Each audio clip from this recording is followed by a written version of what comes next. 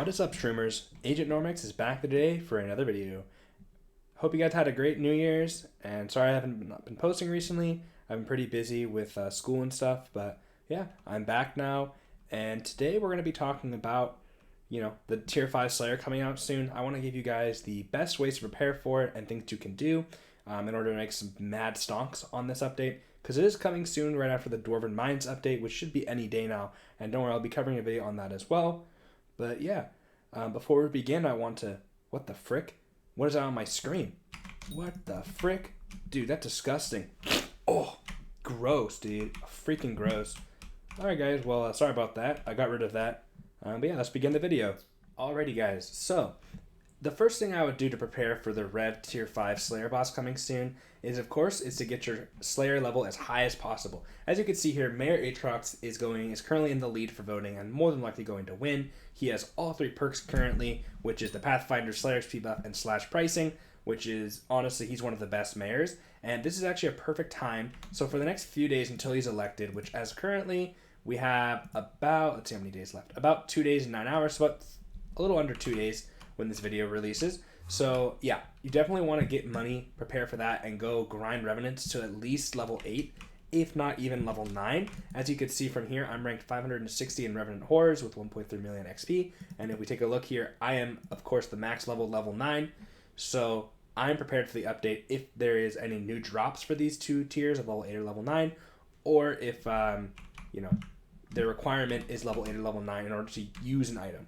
So that's the first of all, the most important thing. The second thing I would do is going to be more investment strategy, because obviously, like, we all want to make money in this game, and one of the ways is obviously to predict what they're going to do in the update. Now, I can't be 100% sure, but if we take a look in this chest, I have almost 10 stacks of Revenant Viscera. Revenant Viscera is used in multiple crafting recipes for the Revenant tiers. So as we take a look here, I'll pull up the recipe book.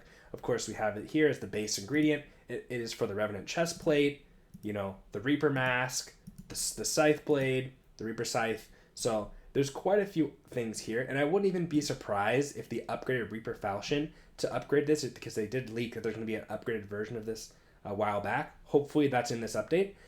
That has to cost at least some Revenant Viscera. It wouldn't make sense not to. So having a little bit of this prepared is going to be a good thing, because as we take a look right now, it's not even that expensive. I believe it's like 20k per Revenant Viscera. Yeah, it's like 23k. So you think about it, if that double or triples or even quadruples to 80 to 100k for a bit, that's mad stonks there, right? So I would definitely, this is one item you should absolutely try to get your hands on as much as you can. So yeah, that's the Revenant Viscera. The next thing you're going to want to get, which I think is something that's extremely underrated and I think will be very, very insane, is right here. So as you can see, I have about 3 dubs of Enchanted Rotten Flesh. Now, there's of course 2 reasons for this. The first one being that in order to just craft the base levels of the Reaper falchion, you're going to take a look here. This costs a lot of Revenant Flesh, or Rotten Flesh, so Enchanted, because look, Crystallized Hearts, each one costs 4 stacks of Zombie Hearts, and you're going to need 8 of these, plus a Crystallized Heart, which is a 9th one.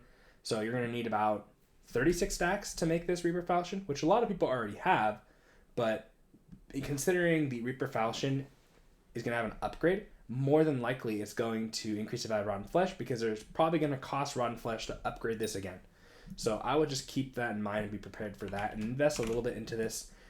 I invested about 10 mil into this just to have, and I'm hoping that it doubles or triples. As we can see right now, Rotten Flesh is going to be selling about 38k per stack. So, I would expect that to go up significantly if the update does require Rotten Flesh, which I think it will.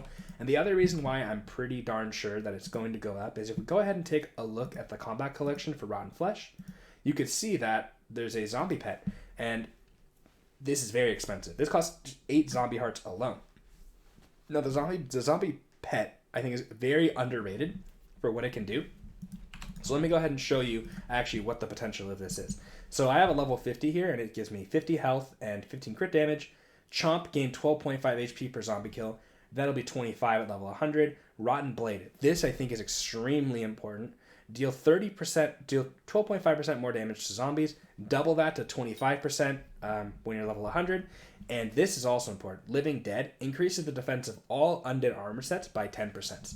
So that brings to the next point. In this update, we all know that, you know, they think, like, recently you're able to take out tier 4 with superior super easily, right? Like, you don't even really need that strong of armor. You could even do it in probably strong armor, right? This boss is probably going to have a lot more health, be a lot more tanky, and require tankier armor sets. So in my chest here, there's something else you should invest in. I have a literally maxed out Revenant chest plate, the boots and the leggings, and then I have a zombie mask. So I have all 3 of these. You probably want to get your hands on this set as soon as possible, because I do believe this is going to be a requirement, and maybe there's even an upgrade patch to make this even stronger. But this is definitely something that is, you know, underlooked. I don't think anyone thinks this is useful. I bought this a long time ago in preparation for this update, and I do think that it will come in handy for most players if you can't beat it in any other armor set, because it's so tanky, and that pairs very well with the zombie pet, because as you can see, you're going to do 25% more damage with this pet at level 100 with just the Rotten Blade perk, and then Living Dead will increase the defense of the undead arm by 20%, and that stacks when you're hit by the zombies. So honestly, this combo is going to be insane for dungeons, or for the tier 5. So yeah, and then that brings me kind of to the last thing you're going to want to consider. This one I don't think is necessary. I've seen people talk about it. I don't really believe in this strategy, but if you have a Reaper Falchion already, like I do here, I have a max Reaper Falchion. You know, it's a pretty good sword, and it's going to be probably required to beat the boss. A lot of people have been doing this, showing off this strat where they do 1 for all Revenant Falchions.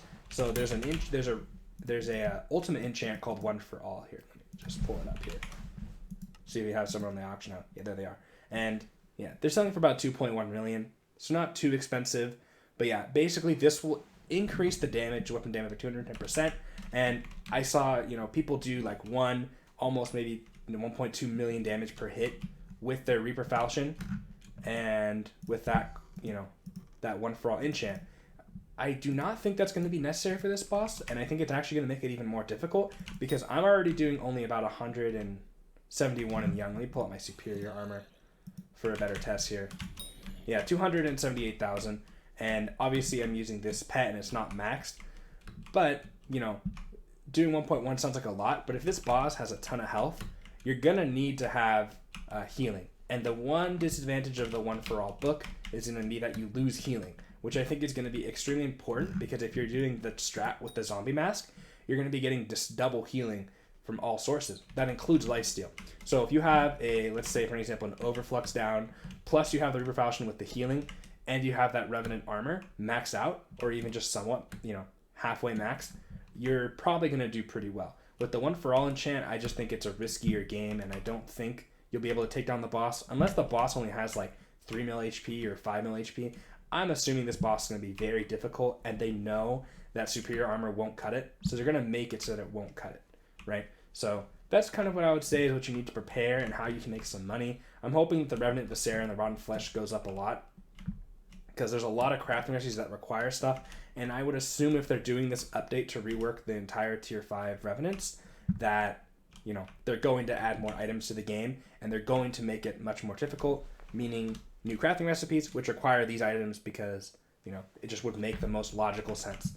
So yeah, guys, I hope you enjoyed the video, and I'm going to try to be posting more consistently. I may even start streaming in the next few weeks, doing some live streams of me grinding dungeons, because I'm a little bit lacking in that area.